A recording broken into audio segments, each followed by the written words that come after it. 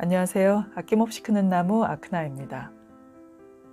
전 세계 4천만 독자의 사랑을 받았던 책 모리와 함께한 화요일 기억하시는 분들 계시는지요? 그 책 속의 주인공 모리 슈워츠 교수의 유작 이토록 멋진 인생이란 일을 소개드리려고 합니다. 노화라는 과정은 극히 자연스럽고 불가피하게 일어나는 현상이지만 사람들은 자기의 나이보다 젊어 보이기 위해서 애쓰고 젊게 산다는 것을 자랑스럽게 생각합니다. 그러나 이런 생각은 노화, 노년, 늙음이라는 것을 부정적으로 여기는 데서 오는 것일 수도 있겠는데요. 모리 교수는 노년에 대한 부정적인 이미지를 깨고 노년의 진정한 의미를 일깨워서 노년기를 쇠락이 아니라 완성으로 향하는 성장기로 보고 있습니다. 이 시기를 어떻게 보내느냐에 따라 삶의 만족도와 완성도가 달라진다고 강조합니다. 우리 모두가 눈 감는 순간까지 적극적이고 충만하게 살 수 있기를 바라는 모리 교수의 따뜻한 조언을 들어보실까요? 이토록 멋진 인생이라니. 지은이 모리 슈워츠, 옮기니 공경희, 펴낸 곳 나무 옆 의자입니다. 내가 고령자라는 사실을 깨닫고 화들짝 놀랐던 기억이 생생하다. 처음엔 등골이 서늘하다가 혼란과 우울함이 이어졌다. 그러다 마음을 정리한 다음 마침내 안정되고 대부분 사실을 인정했다. 67세였던 1984년 5월, 그전엔 거의 병치레를 하지 않았다. 질병이나 노화, 사회부장국이 고령자로 분류한다는 사실은 안중에도 없었다. 또 스스로 노인 세대로 보지도 않았다. 늙음을 노쇠하고 한물 간 것, 노인은 존경의 대상이 아니라 노인 차별주의를 은연중에 갖고 있었다. 그러니 누가 늙고 싶을까? 아니, 늙어 보이고 싶을까 말이다. 나는 대학에서 학생들을 가르쳤고 젊은이들에게 둘러싸여 지냈다. 동료들도 훨씬 연하였다. 대학 밖의 친구들도 거의 예외 없이 나보다 훨씬 젊었으며 몇 안 되는 연장자들도 활기차고 나이에 비해 젊었다. 당시 나는 건강하고 원기 넘쳤으며 다양한 프로젝트에 적극 참여했다. 실제보다 훨씬 젊어 보이고 그렇게 활동한다는 사실이 은근히 자랑스러웠다. 심장 전문의가 내 혈관 나이를 20세로 측정해 젊은 자아상을 부채질했다. 삶 전체가 협조해 젊은 자아상을 굳히고 곧 칠순이라는 사실을 밀어냈다. 생물학적 연령을 기피했다는 것은 노화 중에 당연히 접할 문제들을 간과했다는 뜻이다. 내가 무지하게 나이 들고 노화에 무지했다고 말할 수 있었다. 나는 젊음을 추종하고 노인들을 경멸하는 문화의 피해자이기도 했다. 1984년 봄, 심한 천식에 시달리고 전립선 수술을 받게 되자 모든 게 변했다. 병을 받아들일 준비가 전혀 되지 않았다. 천식은 만성이 되었고 전립선은 노인들의 전형적인 문제였다. 단번에 몸은 노화를 피할 수 없게 되고 위기와 정체성 변화로 이끌었다. 실제 나이와 노화의 취약성을 뼈아프게 인식하자 그 무게에 짓눌리고 깊이 절망했다. 마음을 다잡고 남은 시간을 잘 쓸 방법을 정리해야 했다. 앞서 언급한 3가지 목표. 노후에 세우면 이익을 얻을 만한 목표들을 추구하겠다고 결론 지은 것이다. 잘 늙기 위해서 몸 상태를 좋게 유지하려고 애쓰기로 결정했다. 규칙적으로 수영을 시작했고 식이요법에 신경 쓰고 보조식품을 더했다. 매주 마사지를 받고 천식 증세를 줄이려고 침 시술을 받았다. 심리적으로는 주기적으로 명상하고 가족과 친구와 더 가까이 지내며 그들에게 마음을 썼다. 또 따로 시간을 내서 긴장을 풀고 혼자 시간을 보냈다. 해로운 관계와 상황은 피하려고 애썼다. 마지막으로 죽음의 두려움과 타협하는 게 중요하다는 것을 알게 됐다. 그렇게 노후에 접어든 67세의 내가 거기에 있었다. 생각할수록 그동안 가져왔던 노년에 대한 오해가 의아해졌다. 안타깝게도 천식발작이 사색을 자주 방해했다. 증세가 완화되면 나는 내 운명과 취약성을 저주했다. 절망에 깊이 빠져 배신한 몸뚱이에 욕을 퍼부었다. 좌절해서 병들기 전으로 돌아가기만 바랐다. 병세가 나아지면서 강의 상담, 심리치료 일을 계속하자 만족스러웠다. 정상으로 복귀해서 비교적 쉽게 호흡하고 지난 수십 년간 했던 일을 하니 축복받은 느낌이었다. 마침내 증상이 완전히 가라앉자 제약이 많이 풀리면서 미래에 대한 기대가 솟구쳤다. 노화를 창의적인 활동과 모험으로 만든다는 아이디어에 끌렸다. 예전의 기술, 관심, 관계를 새롭게 할 기회로 보였다. 질병은 나에게 몇 가지 중요한 질문을 던졌고 노년기를 보내는 사람이라면 누구나 나와 똑같은 의문을 가질 것이다. 어떻게 잘 혹은 잘못 나이 들까? 어떻게 죽음을 받아들일 것인가? 어떻게 계속 희망을 품고 더 긍정적인 사람이 될 수 있을까? 나는 천식에 시달리면서도 정년인 70세까지 대학에서 가르치고 상담 업무를 이어갔다. 그리고 은퇴 뒤 남은 시간을 어떻게 할까라는 의문에 맞닥뜨렸다. 신체 건강이 회복된 덕에 정신도 상승세를 탔겠지만 반드시 심신 상태가 좋아야만 성장하고 잘 늙고 최선의 사람이 되는 건 아니다. 재정적인 어려움, 질병, 장애가 웰 에이징을 얼마나 방해하느냐는 재정난이나 질병, 장애 정도와 개인이 마음먹은 수준에 따라서 다르다. 보스턴 글로브 1992년 7월 19일자 기사처럼 극단적인 공격만 아니면 삶에서 만족을 얻을 방법을 얼마든지 찾을 수 있다. 81세 남성이 굳게 결심한 덕에 장애와 병, 상실 속에서도 계속 성장하고 잘 늙어가는 이야기이다. 81세 졸업생, 배움에는 나이가 없음을 증명하다. 81세 제이콥 블리슈타인의 고등학교 졸업식엔 두 자녀와 세 손주가 참석했다.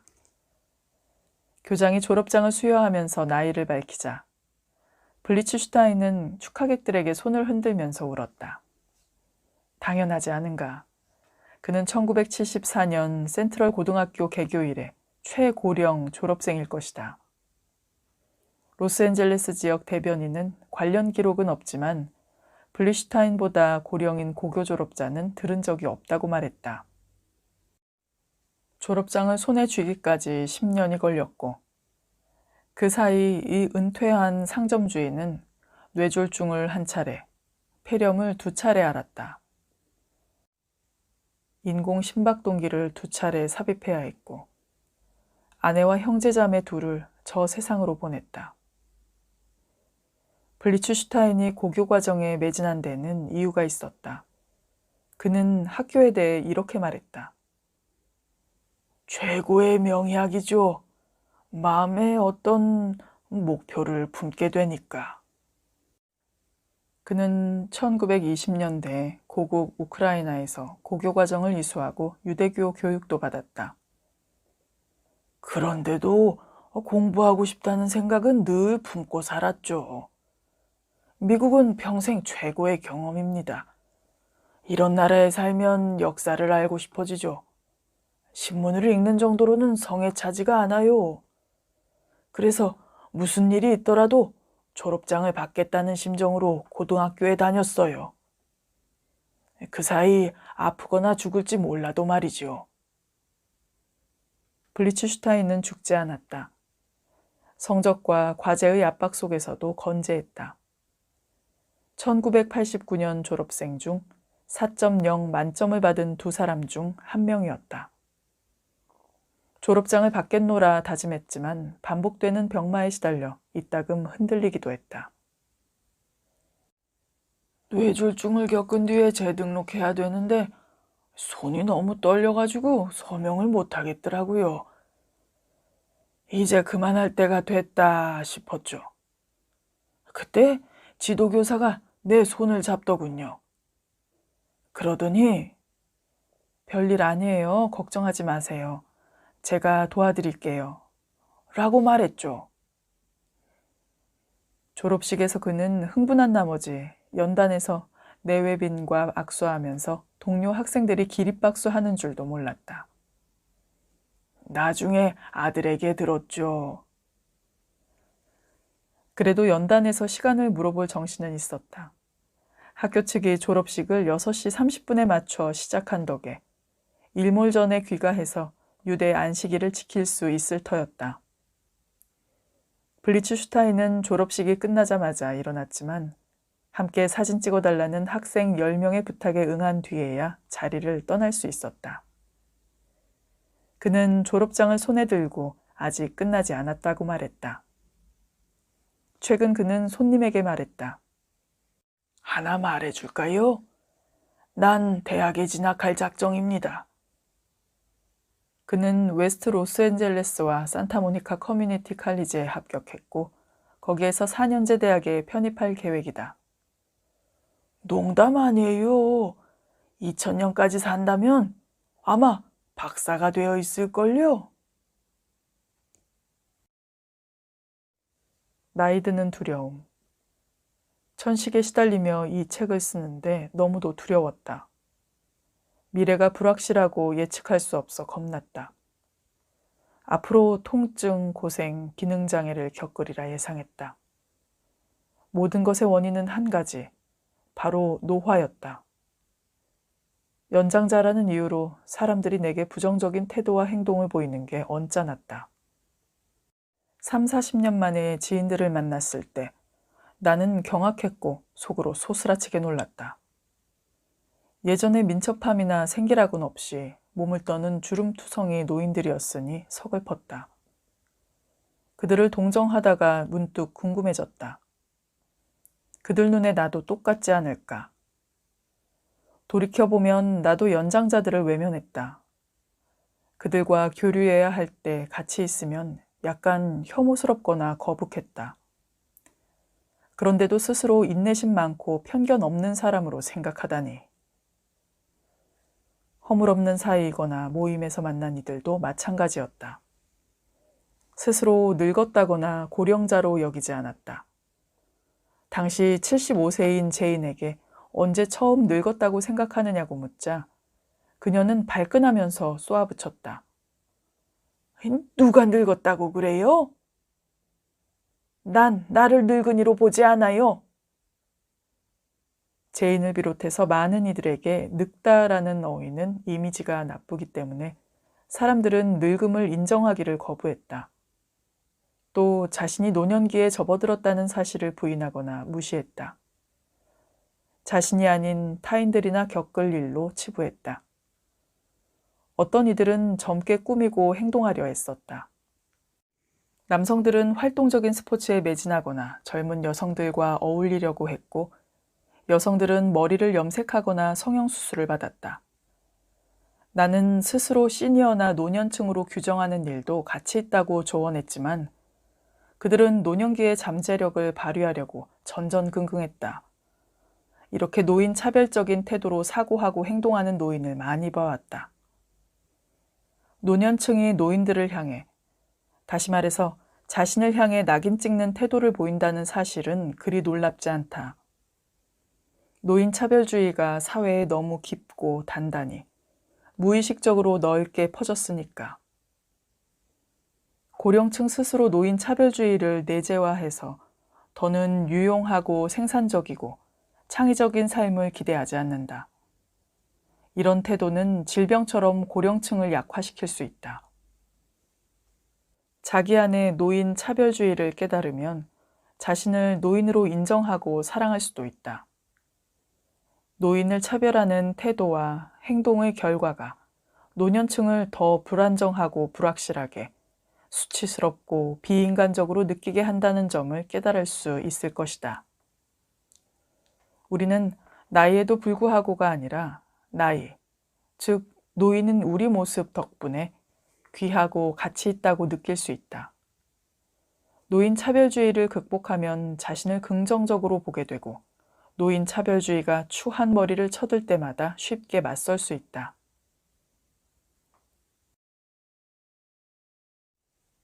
나이 들면서 우리는 모순되거나 상충하는 방향과 방식으로 나아간다.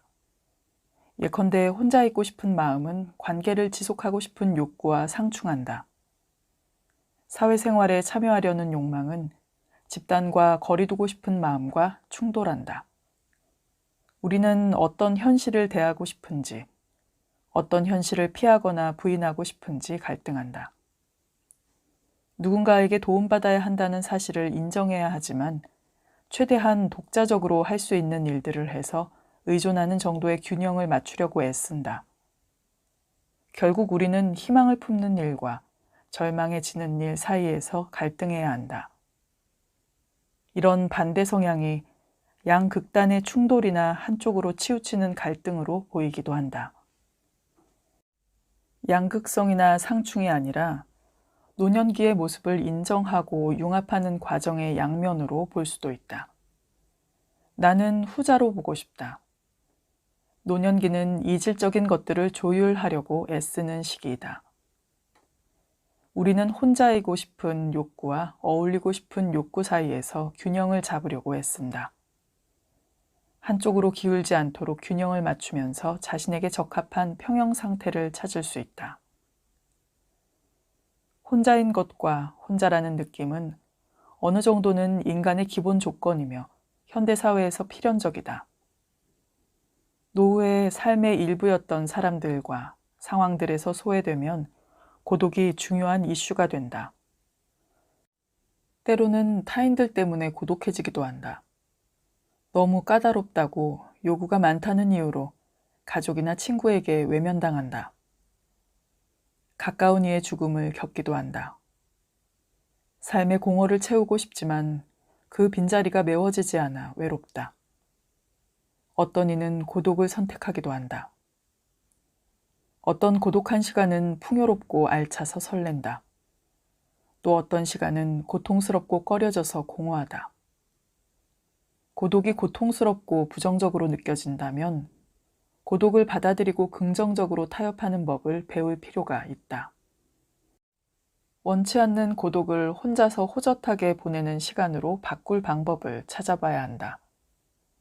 때론 혼자인 시간을 줄이고 사람들과 어울릴 방도를 찾아보기도 해야 한다. 어느 쪽이든 혼자인 시간을 잘 보내면 힘을 얻고 삶을 통제하는 기분을 느낄 수 있다. 외로움의 고통과 달리 고독은 혼자만 가질 수 있는 만족스럽고 기쁘고 유익한 경험을 하게 한다. 고독은 혼자여서 풍성해지는 기회를 준다. 자신을 경험하고 인생을 관조하고 관계 맺는 사람들을 생각하고 공상에 빠질 시간과 여유를 선사한다. 고독은 차분하고 평온하고 한적한 환경에서 하고 싶은 일을 하게 해준다. 관심사들을 떠올리고 자연이나 예술을 감상하고 정신수행에 몰두하게 한다. 타인들의 통제, 시선, 평가에서 벗어나 느긋하게 본래의 내가 될 기회를 준다.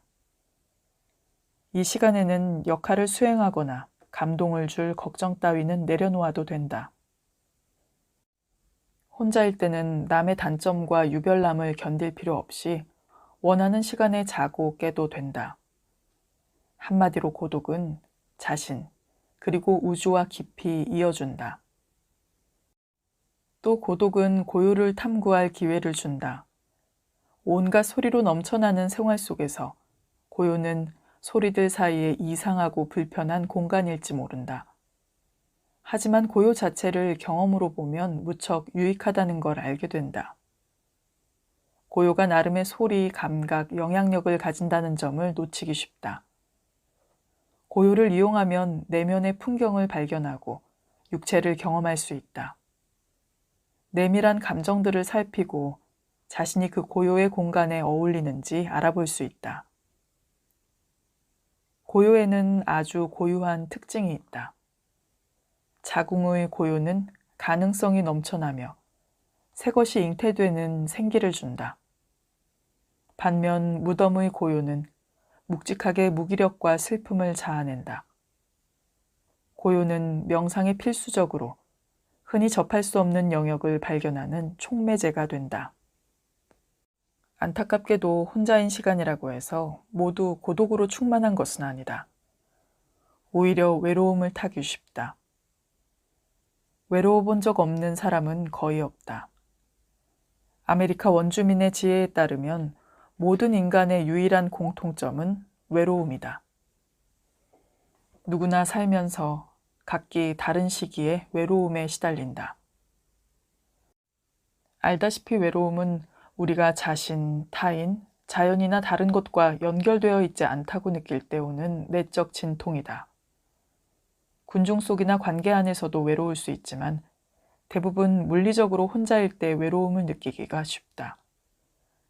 외로움은 사람의 손길이나 목소리가 아쉬울 때 느끼는 격한 통증부터 뭔가의 부재를 거의 지각하지 못하는 경우까지 특징, 기간, 정도가 다양할 수 있다.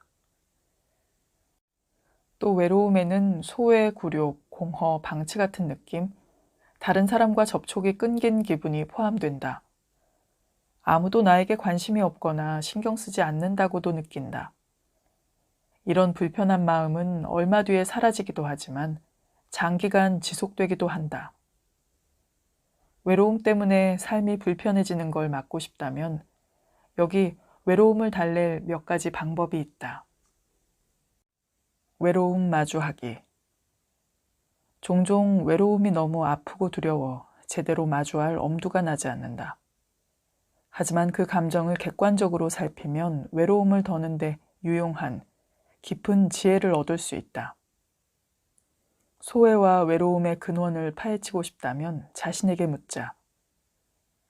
내가 혼자인 것은 남들을 불신하거나 그들의 의도가 불안하기 때문인가?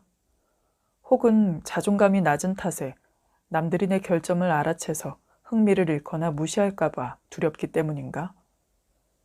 과거의 관계 문제가 현재에 반복될까봐 걱정되기 때문인가? 남들에게 배신당하고 상처받고 거부당하고 실망하거나 분노해서인가? 아니면 과거 미움과 시샘을 받은 경험으로 다시는 그런 악감정의 대상이 되기 싫어서 사람들과 거리를 두기 때문인가? 많은 사람이 타인에게 경멸과 무시를 당한 경험 때문에 관계 맺기를 꺼린다. 위의 어느 상황도 외로움의 원인이 될 수 있지만 영원히 그러리라는 법은 없다. 선택만 하면 외로움의 이유를 바꿀 방안을 찾을 수 있다. 가치 있는 일은 확신이 없어도 시작해 볼 수 있다.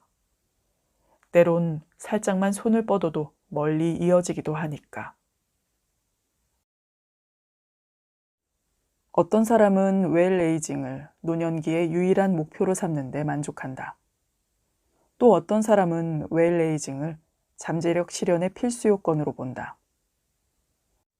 웰에이징과 더 좋은 사람이 되는 일은 연결되어 있다. 나이 들면서 기분이 좋고 나이 드는 일을 좋다고 느끼면 좋은 사람이 되어 좋은 일을 하게 된다. 하지만 일은 잘 풀릴 때도 그렇지 않을 때도 있다. 내 목표는 당신이 더 잘 나이 들고 잘 풀리는 쪽으로 균형을 잡아 살도록 돕는 것이다. 웰에이징은 행복하고 만족스러운 삶을 영위하고 다른 사람들의 행복에 기여하는 일을 포함한다. 노화와 관련해 자신을 어떻게 보느냐의 문제이기도 하다. 이 장에서는 만족스럽고 의미 있는 삶을 만들 몇 가지 방법을 제안하려 한다. 먼저 잘 나이 드는 사람들을 살펴보자. 그런 다음 어떻게 하면 노년기를 행복하게 보낼 수 있는지 체계적으로 살펴보자. 에비게일 86세. 에비게일은 남편과 사별하고 두 자녀와 두 남동생, 손자, 증손자, 조카, 조카 손주들을 거느린 집안의 가장이다. 편지, 전화, 방문으로 가족들과 자주 연락하고 가족관계에서 큰 만족을 얻는다. 조카딸 몇 명이 자주 찾아와 에비게일을 살뜰히 보살핀다. 에비게일은 오랜 세월 대가족의 구심점으로서 도움이 필요한 가족에게 돈을 빌려주거나 내어주면서 살아왔다. 온 가족이 서로 연락하게 하며 관계가 지속되도록 돕기도 한다. 에비게일은 오래전부터 사업체와 부동산 몇 군데를 관리하며 주식시장을 면밀히 지켜보았다. 주식거래 전문가가 되어 주식 흐름을 분석하고 자산을 점검하며 하루 중 대부분 시간을 보낸다. 다양한 주식 관련 소식지를 공부하고 어떤 종목을 언제 거래할지도 결정한다. 한 도시에서 계속 살았기에 에비게일에겐 친구가 많다. 그들과 카드게임을 하고 연극, 음악회, 강연회에 다니며 함께 여행하고 서로 생일과 기념일을 챙긴다. 에비게일과 친구들은 긴 세월 동안 서로 도우며 동반자가 되어주었다. 하지만 에비게일은 무척 독립적이고 혼자 살면서 다른 사람에게 의존하지 않으려고 애쓴다. 심장 이상으로 심장 박동기를 삽입했고 지병도 있지만 여전히 꿋꿋하고 흥미가 많으며 다른 사람을 배려한다. 고통스러운 시간도 있었지만 불평하지 않고 자립심, 용기, 회복 탄력성을 가지고 자신에게 닥친 일들을 견뎠다. 에비게일은 삶을 즐기고 충만하게 살았다고 느끼며 평온하게 미래를 마주한다. 마이클 90세. 마이클은 활달하고 여전히 자세가 꼿꼿하고 민첩하다. 신중하고 탐구심 많은 사람으로 정치적 사건뿐 아니라 지적인 이슈에 대한 토론을 즐긴다. 최고 관심 분야는 철학이며 지적인 도전을 좋아한다. 책 중에서도 특히 역사서를 탐독하지만 주로 하는 일은 아니다. 주 관심사는 그림 그리기로 특히 은퇴 이후 70대에 시작한 수채화 작업이다. 혼자 사는 그에게 그림과 미술 수업은 하루를 지탱해주는 주요 활동이다. 그는 아무에게도 의존하지 않는 것을 선호한다. 매일 정해진 일과에 따라 장을 보고 요리하고 살림하면서 자기만의 길을 가고 싶어 한다. 어느 정도는 두 딸에게 의지하지만 마이클은 혼자 힘으로 지내는 게 자랑스럽다. 오후에 낮잠을 자지 않을 정도로 나이에 비해 정력과 에너지가 넘친다. 일상생활 중 사람들과 많이 교류하진 않지만 만족스러운 방식으로 시간을 보낸다. 얼마 전 가벼운 뇌졸중을 앓았지만 금세 회복했다. 그는 곧 독립적이고 자립적인 생활로 돌아왔고 여전히 독립성에 자부심을 느낀다. 그레첸, 97세. 그레첸은 눈이 불편하고 보행기를 사용하는 허약한 여성으로 50년간 혼자 살았다. 움직임이 느리고 신체적 제약이 있으며 거동이 불편한데도 내면은 평온하다. 느리지만 분명하게 사고하고 말한다. 다른 사람의 말을 잘 이해하고 적절하게 반응한다. 매일 일어나 씻고 천천히 옷을 입는데 몇 시간이 걸린다. 아침에는 문 안 온 이웃과 식사를 하고 나머지 하루 대부분은 혼자 보내며 음악을 듣고 창가에 앉아 바깥을 구경한다. 운동 삼아 집안을 걸어 다니기도 한다. 아들을 포함해 몇 사람과 연락하지만 방문객은 많지 않다. 계속 연락하는 이웃 몇 명이 전부다. 그레첸은 늘 스스로 돌아보면서 식사 배달 서비스로 따뜻한 음식을 받아보고 장보기는 이웃에게 부탁한다. 시력이 좋지 않고 걷기 힘들기 때문에 이웃이 차를 태워줘야 외출할 수 있다. 사람들과 교류하는 일이 제한적이지만 동거는 원하지 않는다. 외로움을 타거나 잠들면서 아침에 깰 수 있을지 걱정하지 않는다. 편안하고 독립적으로 상당히 자족하면서 불평 없이 현재를 받아들이고 있다. 수 88세. 수는 체구가 자그마하고 말 그대로 여성스럽다. 50년 넘게 혼자 살았다. 인간관계와 관심사가 워낙 많아 하고 싶은 일을 다 하려면 시간이 부족하다. 내 자녀 9손주와 자주 통화하고 늘 연락하는 단짝 친구가 있으며 친구와 지인이 많다. 긴 대화를 즐기지만 다른 사람의 관심을 요구하진 않는다. 도서관 모임과 교회 모임 회원이며 다른 모임에도 참여한다. 공공의 일에 지속적으로 관심을 갖고 매일 아침 꾸준히 공영 라디오를 청취한다. 평화, 에너지 절약, 반핵운동에 특히 관심이 많다. 소외계층 어린이들을 재정적으로 지원하며 편지로 연락을 주고받는다. 수는 특출한 에너지와 열정의 소유자이지만 하루 12시간은 침대에서 휴식해야 하며 다리가 약해서 많이 걷지 못한다. 그런데도 직접 운전하거나 차를 얻어 타고 매주 여러 모임에 참석한다. 많은 관계를 소중히 여기지만 동거나 사생활 침해는 사양한다.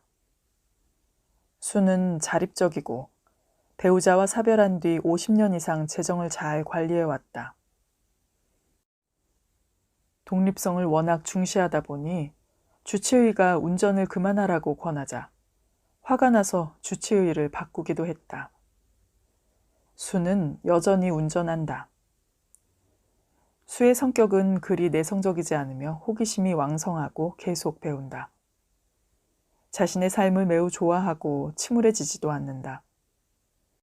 화낼 일이 없기 때문이다. 수는 사람, 다양한 활동과 관심사를 낙천적이고 쾌활하게 받아들인다. 설득력 있고 합리적으로 대화한다. 찾아오는 손님들과 긴 대화를 즐기지만 그들에게 관심을 요구하진 않는다. 오히려 사람들이 매력적인 그녀에게 깊은 인상을 받고 함께 하고 싶어 한다. 나이와 몸 상태, 교육 수준 1, 인간관계가 제각기 다르지만 내가 아는 이들의 이야기에서 웰 에이징의 필수사항을 추론해 볼 수 있다. 나는 그들과 대화하면서 웰 에이징의 몇 가지 주요 요소가 있다고 결론지었다. 이 요소가 전부 필요하진 않지만 많을수록 더 잘 늙을 수 있다. 잘 늙으려면 상당 수준의 정신과 신체 건강, 명확히 사고할 수 있는 인지력을 갖춰야 한다. 그리고 강한 독립심을 고수해야 한다. 가족이나 친구들과 긍정적이고 따뜻한 사랑을 나누고 서로 관심과 애정을 느껴야 한다. 자신과 다른 사람들의 행복을 위한 프로젝트는 소통을 이어가기에 좋은 방법이다. 좋아하고 관심 갖는 일도 마찬가지다. 적극성, 호기심, 배움의 열린 태도가 핵심이다. 경이로움을 느끼면서 이미 지닌 지식과 기술을 발전시킬 수 있고 새로운 방향으로 관심을 넓힐 수도 있다. 웰 에이징의 또 다른 특징으로는 열의, 꾸준한 동기부여, 활기찬 활동, 내적 차분함과 평온 등이 있다. 여기 웰 에이징을 위해 몇 가지 제안한다. 제안마다 행동, 과제 수행, 취할 태도, 추구할 목표, 발전시킬 특징, 노력할 주관적인 상태에 대한 권고가 포함되어 있다. 이 모든 요소는 어떤 조합으로든 웰 에이징에 도움이 될 것이다. 미생에서 완생으로. 행복하려면 자신이 끊임없는 변화의 과정에 있다고 생각해야 한다. 자신을 과정에 있다고 보고 언제 어디서든 성장할 수 있는 기회를 잡자. 때로 내가 좀 다르게 변하는 과정 중에 있다고 보자. 새로운 공상에 빠져보자.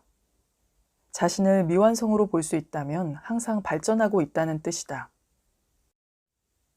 호기심을 깨워 새로운 가능성을 끌어내자.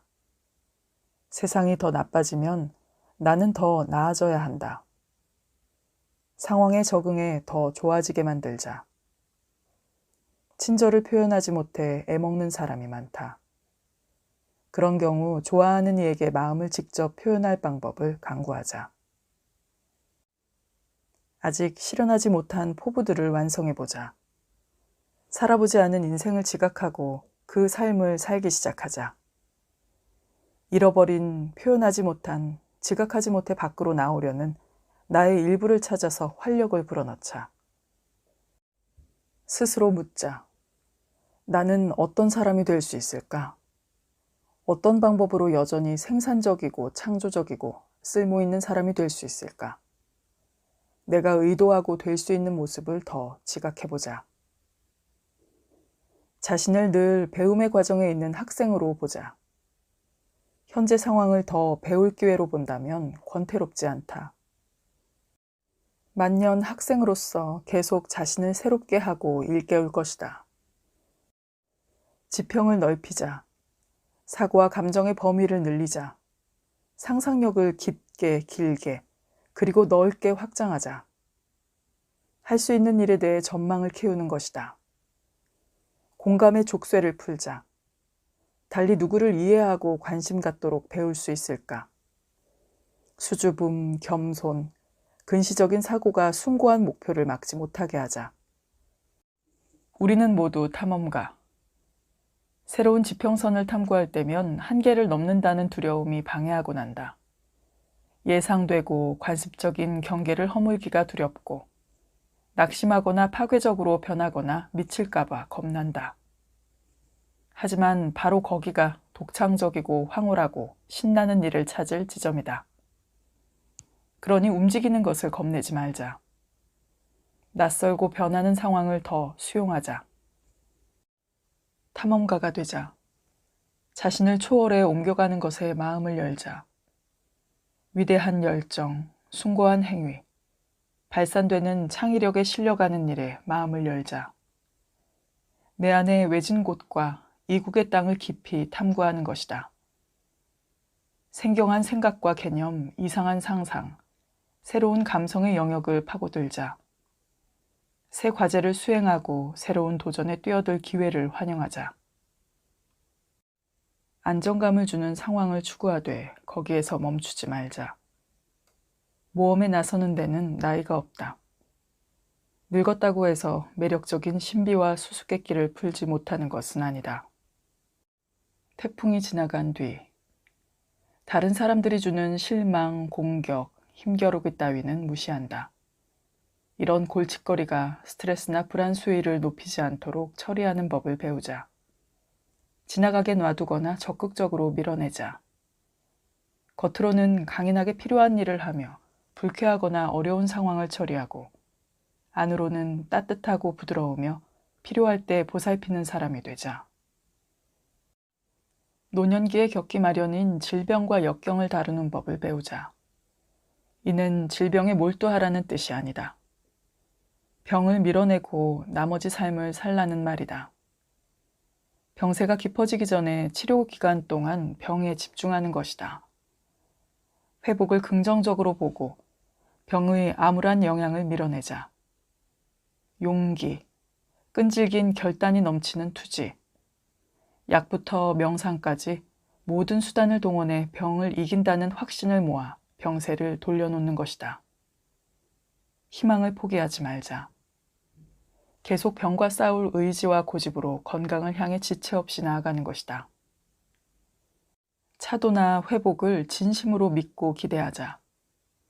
그러면 의료상 필요한 조치와 병을 이기려는 정신, 마음, 소망, 믿음, 영혼, 그리고 행동의 힘이 발휘될 것이다.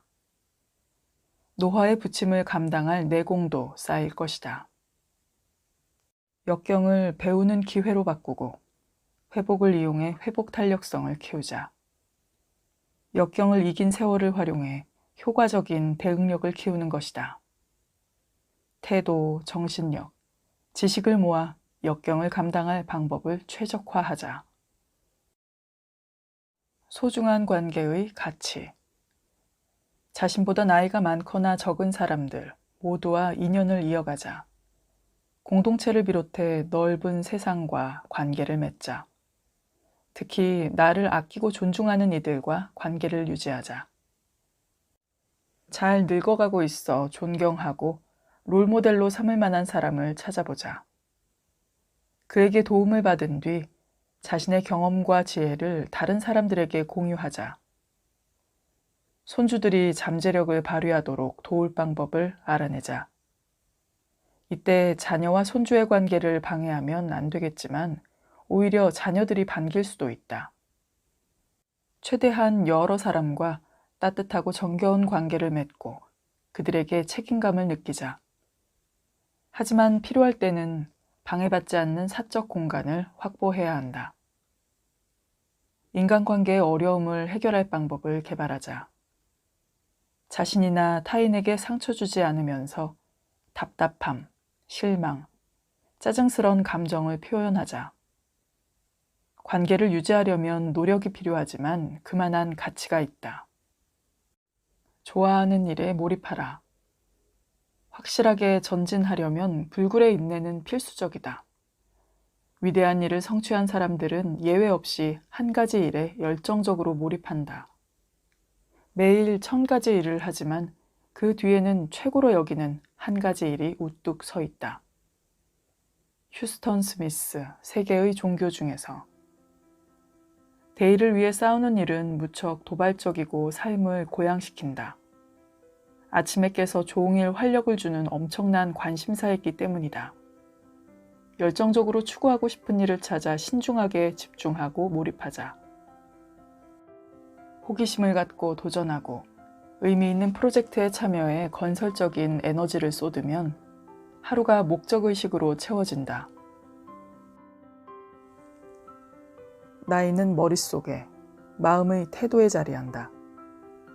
관심을 기울여야 할 것은 잠재성 실현이다. 우리는 잠재성을 충분히 갖고 있으면서도 잘 모른다.